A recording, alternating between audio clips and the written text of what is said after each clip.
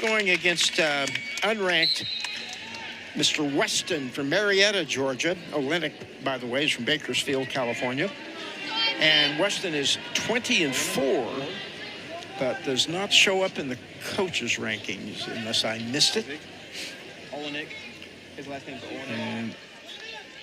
Nope, not in there. They also had Jack Thompson listed as a possible starter here, but they only weighed in Weston, as it turned out, at this weight. So by ranking, of course, Olejnik a heavy favorite, and you would think Oklahoma State would hope to get bonus points out of this match, but you never know. You never know, like we always say. That's why you got to wrestle the matches. I know it sounds cliche, but it is the truth, especially in this sport. Nice rear attack. And not quite yet. Olejnik gets the other ankle. Oh, almost had it. The official was about ready to say 3, but he lost it. There it is. Takedown by Olejnik. And, you know, apparently, I'll have to look it up, Here's that takedown by Olejnik. Got that leg up, shelved it up, was able to stand up, change his levels, uses that length to go grab that far ankle, secured his 3-point takedown. Well, Weston at 20-4 was not ranked in the internet rankings either, so I'm looking back here trying to figure out, did he wrestle mostly open tournaments, and is that why he didn't have, he's had several unattached victories. Did beat wrestlers from Illinois and Iowa State, but not Iowa State starter, I don't believe. And he's had some against non-Division I opponents, so that's why he hasn't gotten into the rankings. Good pressure by Olejnik here with that half on that left side, reaching for that bar. Weston's doing a good job sealing off, trying to get back to his feet. You see Olejnik's hands, they're constantly moving, looking for wrist, throwing in a half. Go with your claw. He's staying just as active in the top position as he does on his feet. He's so active on top that gives him great control. Yeah. He might not be the greatest turner that you see, and he can turn you, but really in good control and keeping the other guy guessing all the time. That's what I like. The man on bottom is constantly having to react to something. And like you said, whenever you got a guy that knows what he's doing on top, it takes the sting out of that bottom wrestler a little bit. Obviously, Weston still continue trying to knee slide, get head, chest up. Olejnik with 1:16 riding time right now. Already, yeah. And that's just still 48 seconds left in the first. So obviously, Weston needs to figure out some way just to get out of there and get moving, get back on top. Caution on Olejnik. A little bit anxious on the whistle. Want to get those wrists, man. Want to get those wrists.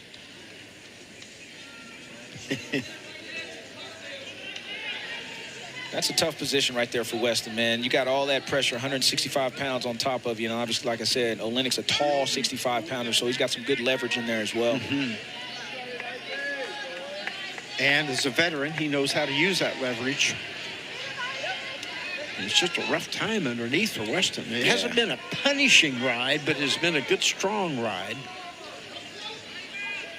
See if Olejnik gets back to that. Kind of takes him to a crab ride position. He's trying to punch that half on the left-hand side. Skip his body, hop his body over to the other side.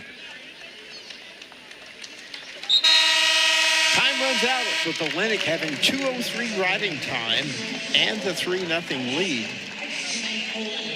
Well, we were in this position last week with Olejnik, right? Like I said, I think he had 3:30, 3:25, or whatever the case was last week against Oregon State. R.J. Weston starts the second period on top. Needs to get something going. Tries to lift him, but Olejnik do a nice little trap there. Traps that leg.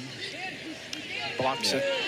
And is out of there pretty easily. So 4-0 on the board for Olejnik. Yeah, it was one of those positions where Weston was in, couldn't get him to the mat. He realized, you know what, I'm either going to have to cut him because I don't want to get a stall call.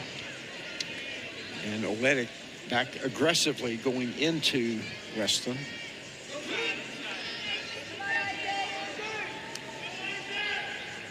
Weston is from LaPorte City, Iowa. And there's Olejnik back in on the leg on the left side.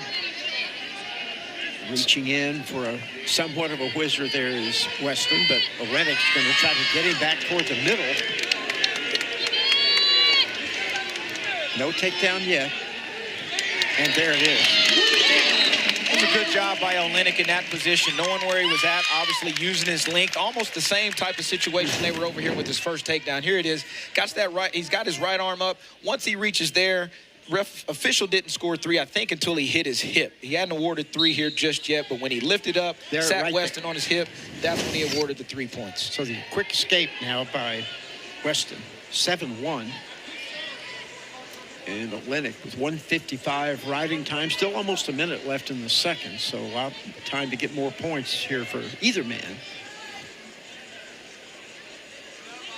And Weston's kind of understanding where he's at.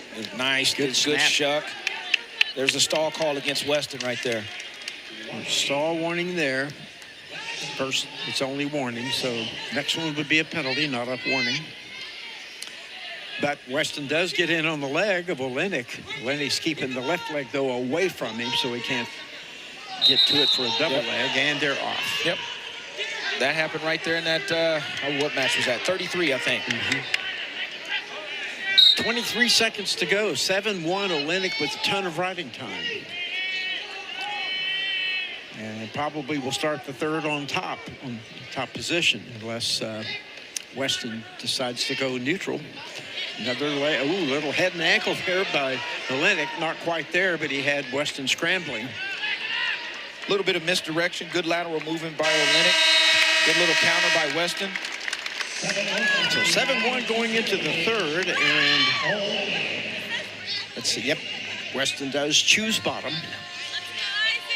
He looked over at Chris Perry. Chris Perry gave him the optional start, so see how committed he is to the ride, or is he just going to cut him?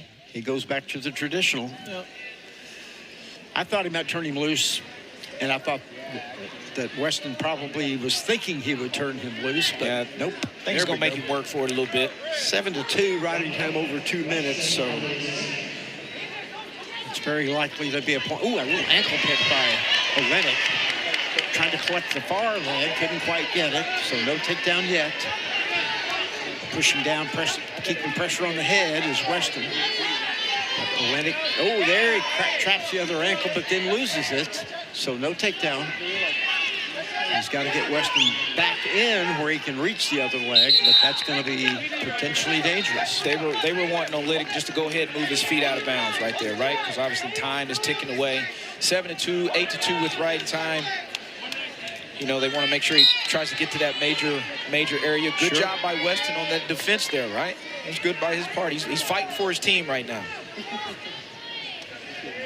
Snap. Nice little head snapper pass by there by Olejnik. So there also was a 3 takedown and a stall call added on top of that. So that's going to be a penalty because he already had a warning. So 3 + 1 penalty. That's a 4-point takedown, if you will, and it's 11-2. So 11-2, the riding time is locked. So he's got a 10-point lead right now. See if he tries to take him back in that crab ride position that we talked about earlier in the first period. I think Olejnik's just going to commit to this ride right now. Well, and try to get a turn because that's the only way you could get a tech fall. Got the major decision pretty well locked up. You could give up a reverse and still get a major. But under 20 seconds. Stalemate called with 15 seconds left. So here's that last takedown by Olejnik, that slide by that he is known for. Once those hands hit the mat, there's your 3 points. Beautiful slide by Olejnik.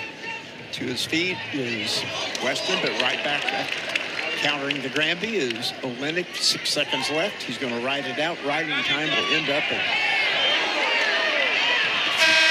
Nope, did not quite get the near fall. 3:13 riding time will make the final score 12-2, the major decision for Olejnik, and jumps the score up to 16-6, Oklahoma State. We'll be back with a couple of ranked wrestlers at 174 right after this. Big 12 now on ESPN+.